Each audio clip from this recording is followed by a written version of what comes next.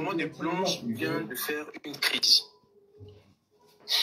Quand on dit cette affaire, c'est une affaire très sérieuse. Il y a une mère qui souffre. Et voilà même c'était la raison pourquoi elles ont descendu sur les lives. Elles m'ont appelé, elles sont actuellement à l'hôpital. Pour les croyants, je vous demanderai de prier pour cette mère.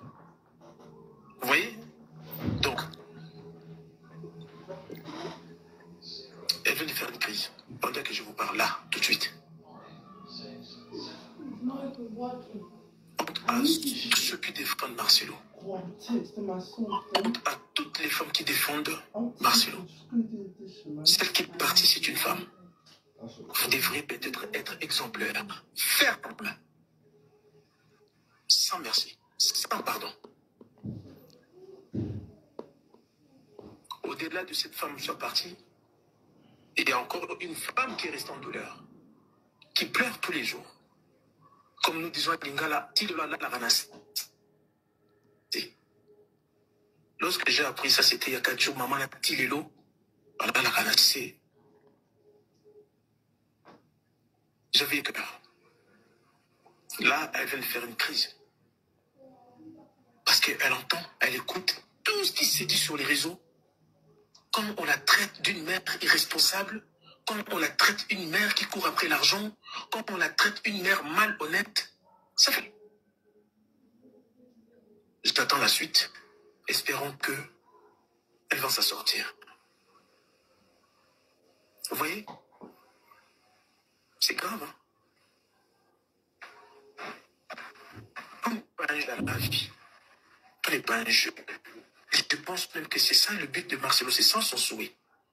Que cette famille-là soit détruite. Je vous reviens aux nouvelles.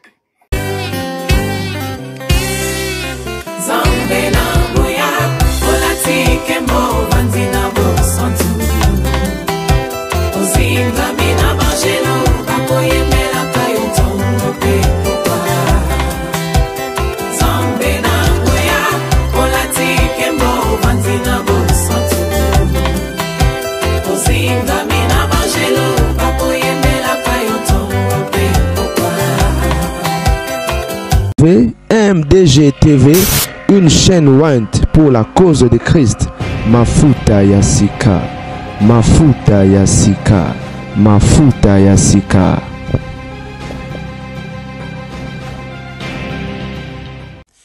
C'est la famille, certainement vous allez très bien. La sortie médiatique du pasteur Marcelo, je crois hier j'ai fait une analyse et je vous ai dit qu'à chaque fois le pasteur Marcelo va sortir, il y aura toujours des problèmes. Tant mieux pour lui de se calmer ou encore de rester calme. Il a demandé à ses fidèles de lui défendre. Il est en colère, vous pouvez constater. Il a dit, si vous ne parlez pas, vous êtes coupable. Vous devez parler, vous devez me défendre. Je crois que vous avez suivi ça. Et pendant que je vous parle, les conséquences sont graves. Parce que c'est leur pasteur. Il faut les défendre. Je ne sais pas, c'est dans quelle Bible. Nous lisons quelle Bible.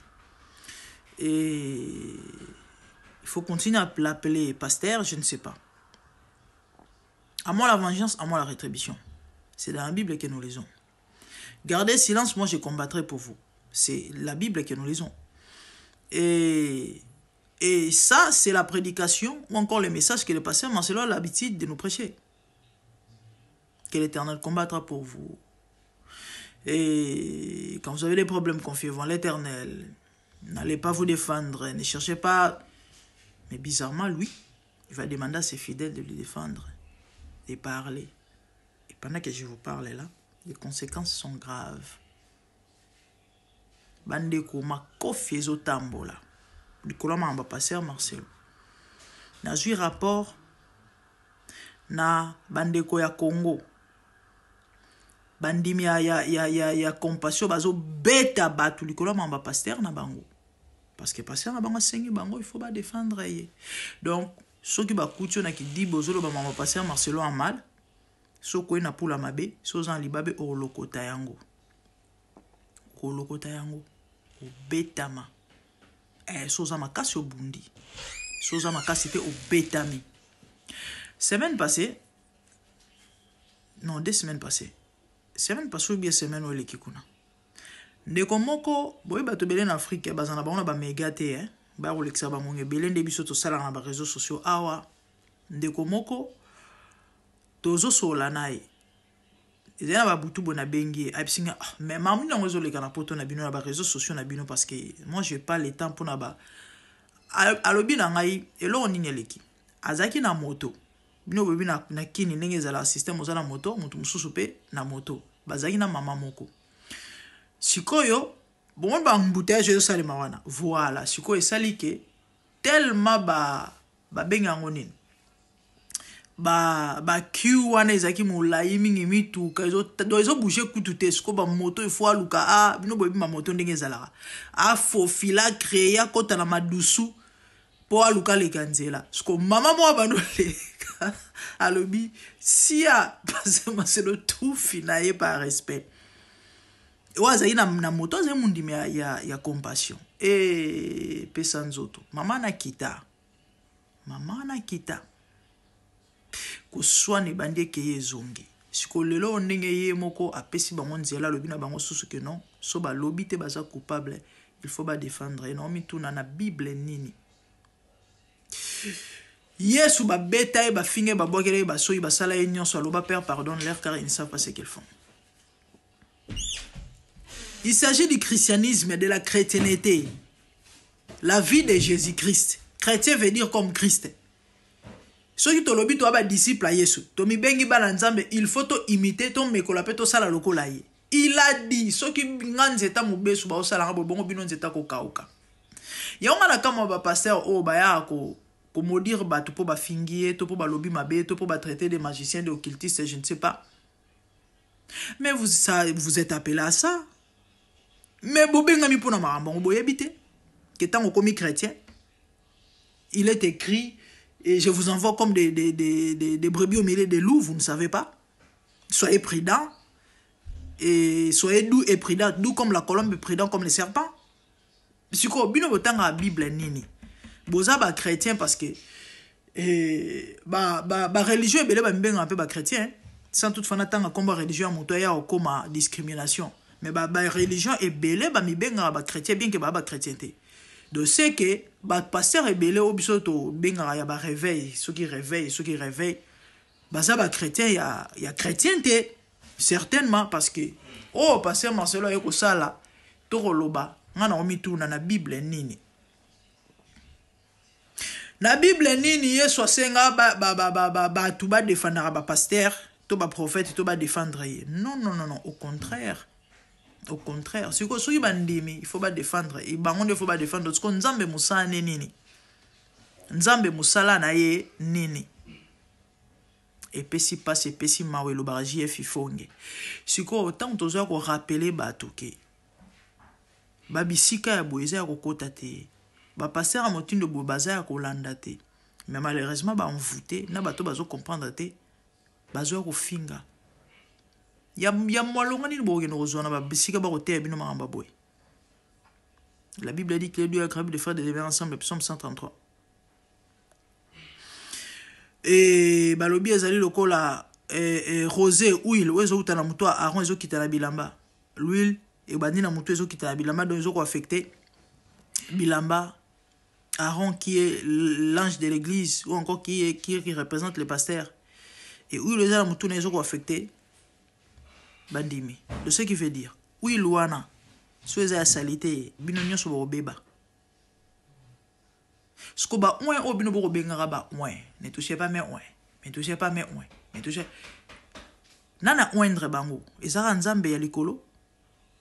Et la Bible dit, ne scandalise. Celui qui va scandaliser l'un de ses petits, on a un problème dans nzambe.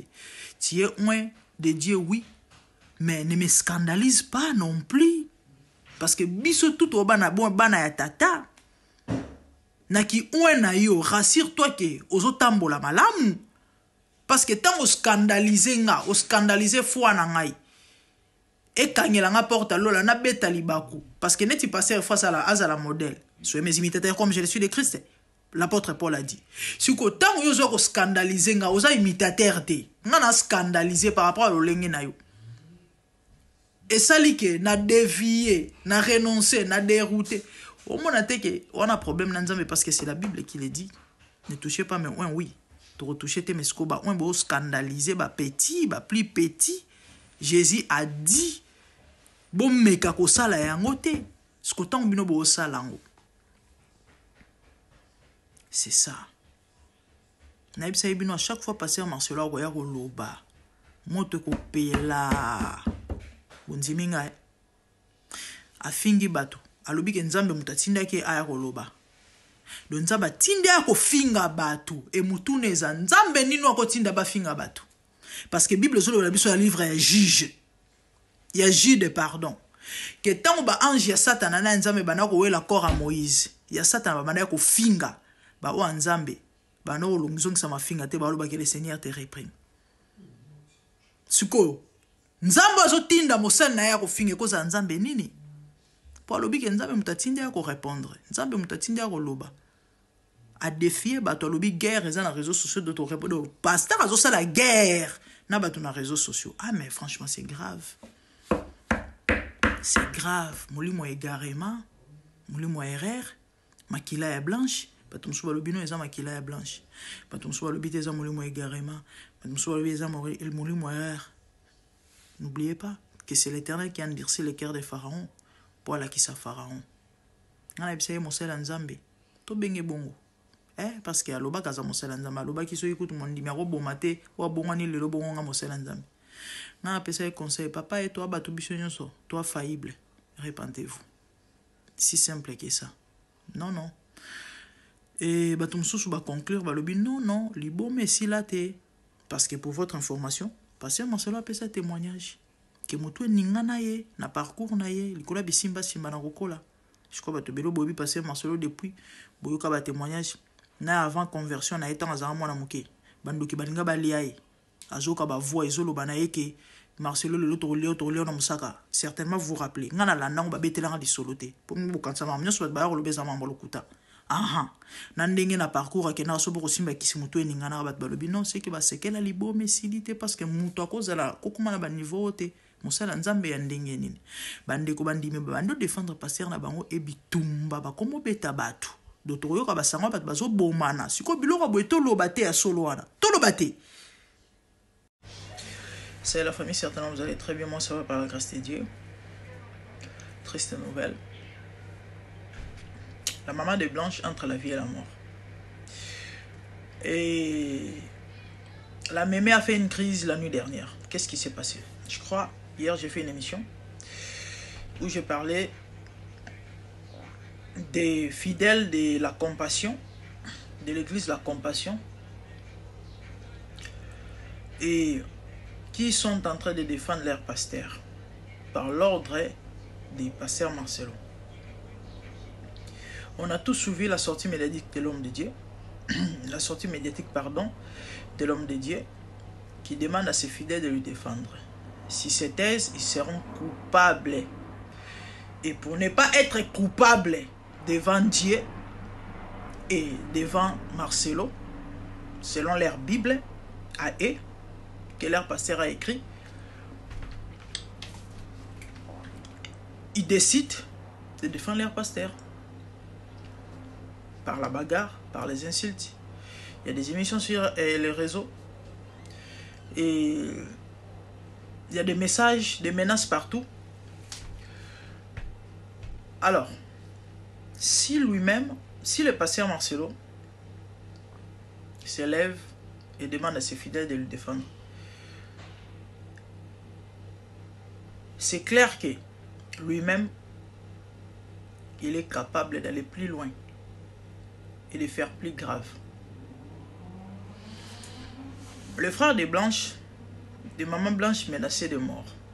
Vous savez, il réside en Afrique du Sud. Vous savez, l'Afrique du Sud, c'est parmi ces pays qui est réputé et au crime et à la violence.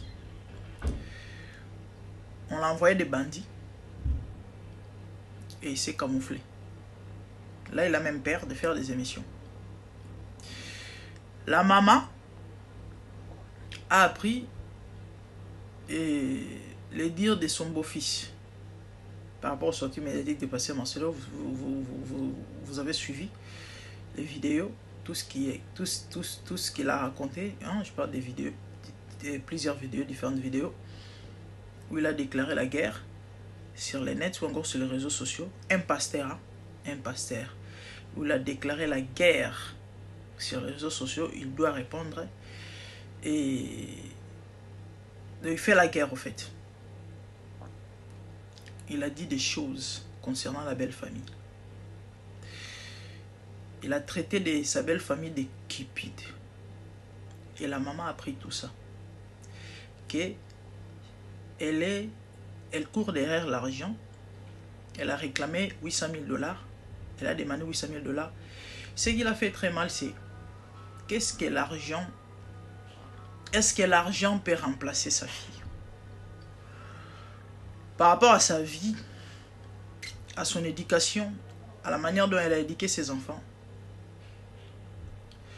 elle n'a jamais fait de telles choses, elle n'a jamais été cupide. Et non seulement ça, je crois 2 ou 3 jours passés, il y a une de ses enfants et la sœur de Maman Blanche qui a rapporté les paroles de leur mère par rapport à tout ce qui s'est dit, tout ce qui s'est passé. La maman dit ceci: Marcelo, c'est mon fils. Et comme Blanche, de même que Blanche était ma fille, Marcelo, c'est mon fils aussi. Donc, s'il y a un problème et que moi, j'aurais besoin de la justice ou encore de l'intervention des gens, je porterai plainte. Je ne viendrai pas sur les réseaux sociaux. Parce qu'on a appris à maman comment les choses se font sur les réseaux sociaux. Et on l'a accusée. Et quand elle a appris ça, elle a dit qu'elle ne peut pas faire de telles choses. Surtout que c'est d'abord une maman avancée en âge. Ceux qui sont en train de faire des émissions sont des sœurs et frères de Blanche. Ce qui est tout à fait normal. C'est parce qu'ils ont perdu leur sœur. Ils ont le droit de revendiquer. Il y a même des gens qui ont crié par rapport aux paroles de la mère, en disant que Marcelo était son fils et que lui ne ferait jamais de telles choses ou encore se présenter, s'afficher sur le net et faire des émissions. Il y a des gens qui ont cru même que la maman bouffait l'argent. Et 2 jours après, le pasteur Marcelo qui va faire la sortie médiatique pour accuser la famille, la belle famille des Kipides, qui voulait... la famille l'a exigé des sommes exorbitantes, je ne sais pas. Déjà, lui, pourquoi il avait proposé de donner l'argent? On l'avait même posé la question, pour quelle raison? Et malin qu'il est, il est venu et laver son image en donnant ses explications à lui. Et là, la maman fait une crise par rapport à ses dires et par rapport à son fils qui est menacé. Il y a tout ce qui s'est dit, tout ce qui se passe. Elle n'a pas pu supporter. Elle a fait une crise hier la nuit. Elle est à l'hôpital actuellement. Je ne sais pas si elle est déjà sortie parce que moi j'ai reçu ces messages. C'était hier à minuit moins, à 23 h. Je crois les gens, vous avez vu même sur TikTok. Et quelqu'un a posté une vidéo en disant que nous devons prier pour la maman. Je n'ai pas eu le temps de faire la vidéo. Mais sinon c'est ça. Si le pasteur Marcelo pouvait se tenir sur la chair, demander à ses fidèles de le défendre, lui-même sera capable de quoi? Donc c'est clair. Là on n'a même pas besoin de preuves.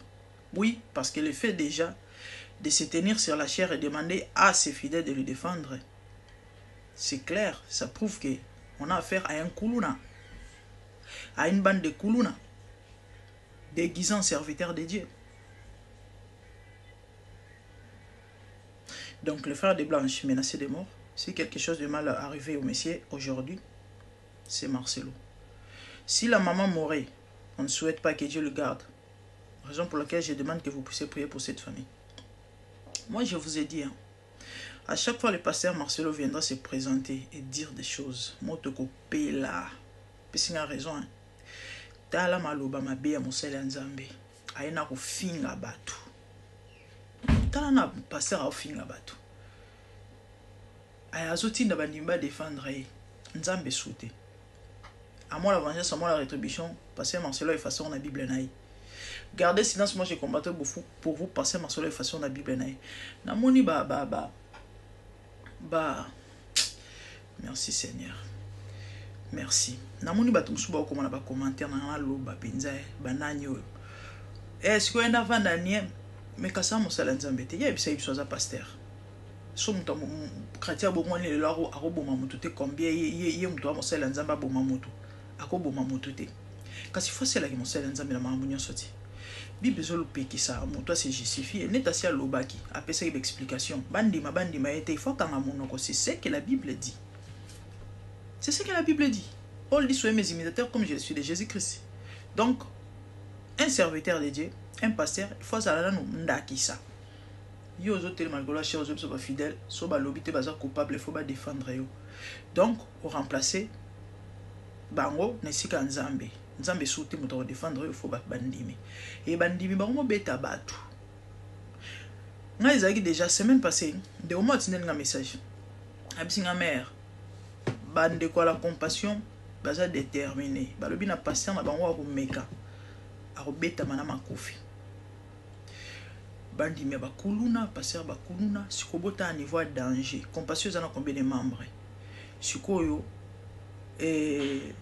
botala babenga ngonine doctrine au Marcelo ayenango siko bebisa combien de milliers ya bato bandeko bato balataka ba bombe et doctrine est-ce que boyebi moto sala ki a kotizagi à lati bombe a kiko bonza bato combien de milliards bandimi ba compassion na combien de bandimi à part ya Kinshasa na monde entier passé masola na combien de bandimi sikoyo atemi kola cher aza ko former ba kuluna ba extrémiste na poto ba okanga tata wana ba okanga ye baba da défendre et ba misu ba ko beta bato kozo kisa bato pona nini parce que pasteur asenga ba défendre so kisko yo mo pasteur asengi bandimi atindi bandimi na violence pona ba intérêt ne ba protéger yemo oza capable de quoi maman bata sali crise kuna parce que akoki maloba pasteur Marcelo te ba traiter lokoso mama lokoso ya moyibi famille na bango ba kipide bango bazo singa mbongo alobi est-ce que mbongo est remplacé Blanche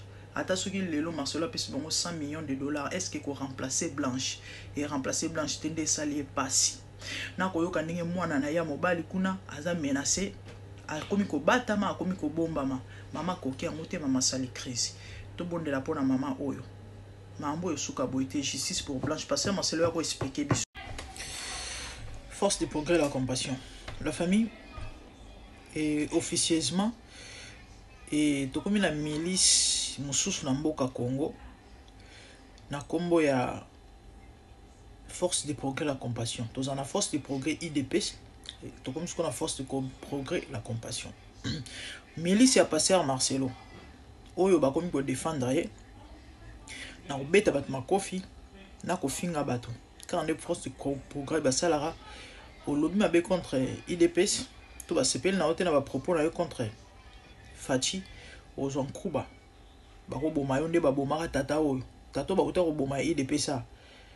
Baloui parce que après ça juste point de vue naïe que Fati a négocié et je crois to yebi donc force de progrès bah c'est pelisai ti ba boma montou ba na tata matikali ba vivre ba pardon ba refaire moi ça tikali vivre le lo milice musu na komba la compassion et boyebi passer Marcelo za intouchable oui to lo bango bongo parce que ezoka moi ça bolimbisi dossier à Blanche yo bande ko bondi melanga soki Blanche azalaki Fanny Tshisekedi na miniti oyo passer Marcelo ngaza na boloko non seulement ça attention nga kota boloko te me balinga bafungola dossier oyo batinda batu na Turquie baluka balandela marambo Alexandra akufaki na Canada mama na ye ba monaki couple et balobani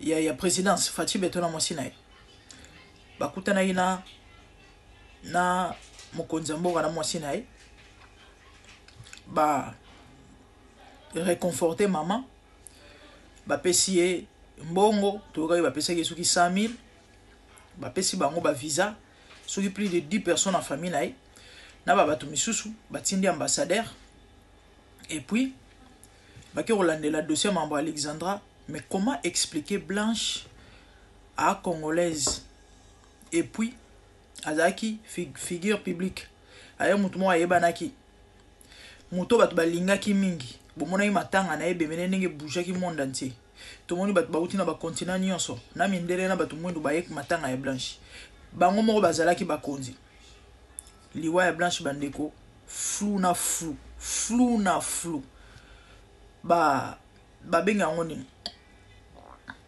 banini ba marambo zo bimakasi mabomba mina mabomba mezo continuer ko bimba sur ndenge sur liwana yi et là bazo soupçonner que zaki assassinat ba assassinat qui est et ba par rapport à acte de décès au passé à Marcelo PC bango ba ke Rolande la kuna effectivement comme ba komaki à hôpital effectivement existe quand même et hôpital té ezali pompe funèbre bake kuna balandeli effectivement bango ba signa nini ya Blanche ba accompagnaki et corps parce que ba foutre ba mbongo za service za musalo bango ba salaka mais selon l'information na bango Blanche a fait l'hôpital té et liwana e ezama compliqué et puis na lobby a nzambe na ngaye Pasteur Marcelo a traité batu babola a lobby ki mobolo na bino bolibo kole yango batu nyonso so iba matanga na bino esalaka ba mois po bokotizaka ba mbongo yenza ba pambola Pasteur Marcelo yoka soni ko papa yoka soni Pasteur Marcelo bo sento na pantalon mibale na chemise mibale bande kono to bat ba biso ni Blanche yo mom to pesa biso témoignage Pasteur Marcelo yo pesa témoignage wandela na ba garage non Pasteur Marcelo yo pesa témoignage banda la ranzalo bando do lelo oyo okomo finga batu babola parce que yo romi na mbongo Pasteur Marcelo lobiki bobola na bino bolibo bambango batutu nzamba pambole ana mbongo et puis ana ba relation et bembe na bino so sala ba mois ya ye na espace 24 heures nzamba limso Pasteur Marcelo nde lo batu ba mituna ebele parce que mes frères et sœurs non c'est longue vidéo non c'est longue émission ana ekana lobela mambo milice ya sika na kangi parenthèse non ça continuité ya likambo ki ya babola et na likambo ko repatrier nzoto ba tumsuso oyo ba kufaka na libanda tozala ba tobele ba kufa na libanda ba kufa tel que cardinal et papa na biso auteur otika biso oyo ya église oyo ya Branham toyebi papa na biso et bemene sala combien de jours ya cardinal semble combien de jours pour ba repatrier ya papa olangi sala combien de jours Pasteur Marcelo lelo alobi ke ba relation ya on bat bazotuna ya ngo docteur wana o asalaki marambo ya acte de décès na soki ya nini mbangu aza mondimela compassion ya Turquie parce que franchement bat bomi tuna motuna bandeko existaka te ezalaka te enga na ko éclaircir bino le pourquoi je viendrai vous dire le pourquoi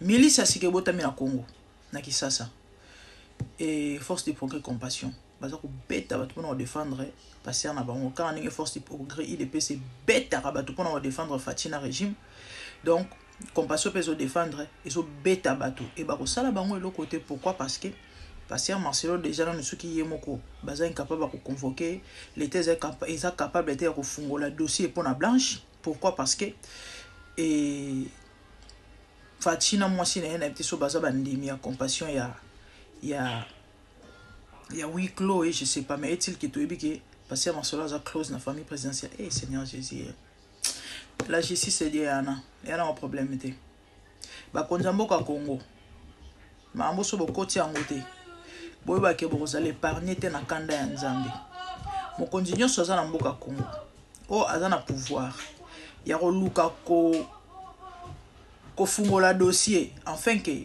tout soit éclairage et par rapport à Liwa Blanche oyo nyonso aza capable de sala ngo ekasala yango te sachez que vous ne serez pas épargné na kanda ya Nzambe. Voilà un message de la part de Dieu. Vous allez épargner te pouvoir ici laka. Mande ici laka. Malam, lelo eza bino, melodi ezalaka ya Nzambe. Na ye intouchable, na bino. Nzamba retourne na bino. C'est ça. Donc milice mususu botami ba robeta batu na kombo ya force de progrès, compassion. Donc bomi batela bande kwe en public pour ba passer masolo to ba buko lobo ba buko kingo ndoko to lo zalate. Pour n'eza wana passer masolo za intouchable na Congo. Ah oui, l'état eza ya bango. Et donc voilà.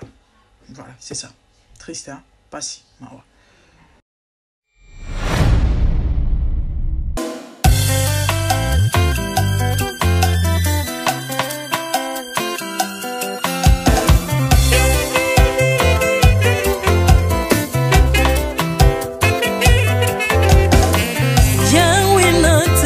Mokili yo na monite natangi na histoire ya monde na monite naluki na yemba peut-être osé pour passer Seigneur je n'ai pas pris non plus entendu parler oui ako kalala yo Yesu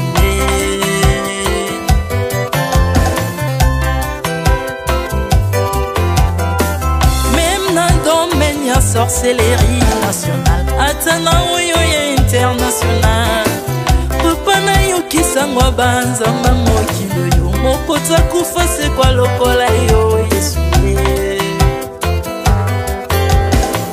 nanya voyage a lokola yo nanya wakoka nino ya Nzambe uni masomo ya ekusu ponanga okufa se kwa poyo zali Nzambe Yesu Nzambe moneno kitana tanzoto poyo bikisanga okitana se pozwe sikananga ofuta nyongo na Nzambe nanga Yesu ozali Nzambe onkote ya okani na yo ozali Nzambe obongwani te Yesu Yesu ozali Nzambe Mokotea kukani na yo Uzali Nzambe bongwani te Yesu, Yesu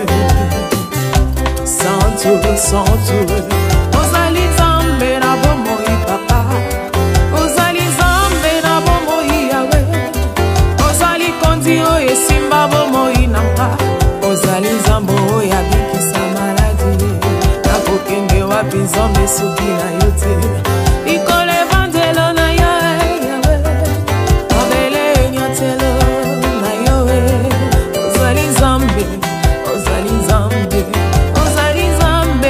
Mokote lokola yo Nzambe nango ya olatike mo bandi na bosantu ozinga bina bangelo bakoyemelaka yo ntongo mpe pokwa Artamon tu m'as rendu intouchable Artamon tu m'as rendu invincible Aliwana yo tokomine la santu Lise kwana yo tokomine balongi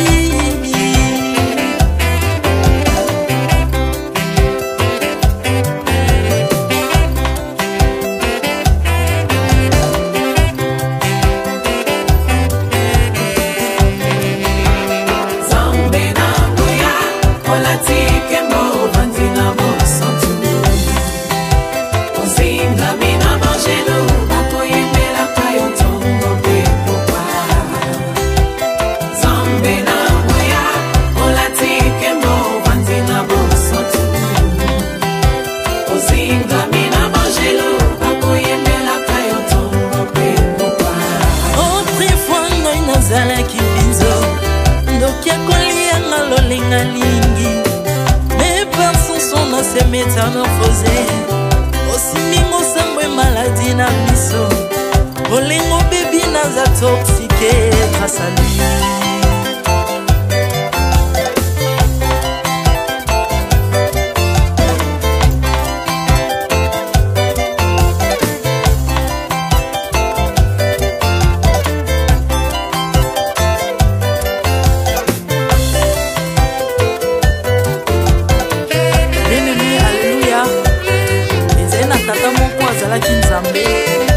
Tango akufi badepsine balobi keno akosekwa akonzamba bakristo pasi alors ko bafacilite lisekwa na ye bakunda ye mutu libanda otango akolamuka abimaki elinga moko mais comme nzambe na biso alinga kokambola gloire na moto te lobi nango na ntongo baya kokuta bangulu basepelisa mutu ya nzambe na bango yango bien aimé bato wana bakoma oyo biso dolera ngulu te po milimo mobe ekotaka na ngulu.